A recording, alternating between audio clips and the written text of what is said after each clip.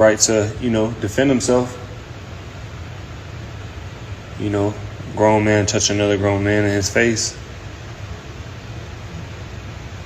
pulling on his beard real hard.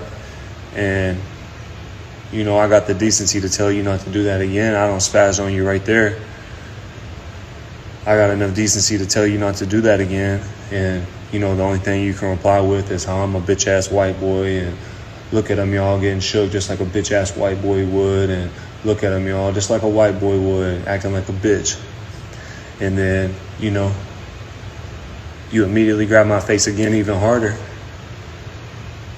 After I just asked you not to do that no more. I got my wife standing right behind me and I'm in a room full of my peers. I mean, what do? You making it real hard on a guy. You really putting his back on the wall. You start doing all that shit in front of in front of my wife and everybody in the room. I didn't ask you to quit fucking with me. So, and yeah, there's a lot of Texas boys in the room, but it's like, shit, I'd rather get some ball 40 of y'all, 50 of y'all than have to go home and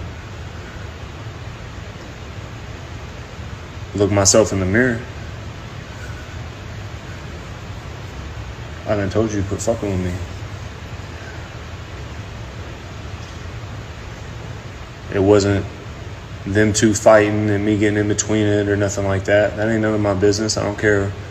Two grown men want to fight. That's on them. It didn't have nothing to do with any of that. And he didn't mention my daughter or anything like that. It didn't have nothing to do with none of that.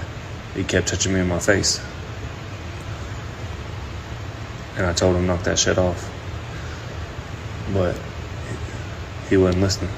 Caleb Plant has finally come out and spoke about the situation where he slapped Jermall Charlo. And I'm on Caleb Plant's side 100%. I mean, Caleb Plant is a tough guy. He's proven himself in that ring numerous times again. He's earned numerous people's respect around the boxing world. So for Jermall Charlo to just think he can go up to him and touch him in his face and disrespect him and try to violate him in front of his wife and peers was absolutely insane. And Jermall Charlo quickly learned that you don't mess with Caleb Plant. You don't mess with a white boy from a blue-collar Tennessee with a big chip on his shoulder. So Jermall Charlo got exactly what he was looking for. And I think people know from here on out to not play with Caleb Plant. And in other boxing news, Eddie Hearn is at it again with his horrible shows. This weekend, it continues. Dillian White got caught using performance enhancement drugs, so he had to be removed out of the fight against Anthony Joshua. So they were looking for a replacement opponent all week for Anthony Joshua, and you're not going to believe who they came up with. They came up with a guy who just fought last week, 40-year-old Robert Helinuis, the guy who was knocked out by Deontay Wilder in the first round. Now, don't get me wrong. I like Robert Helinuis, but this proves nothing for Anthony Joshua. He's supposed to be fighting Deontay Wilder next, December? This is not a fight to prove that you're ready for Deontay Wilder, in my opinion, to fight Robert Helinuis. But this is what Eddie Hearn has set up for us.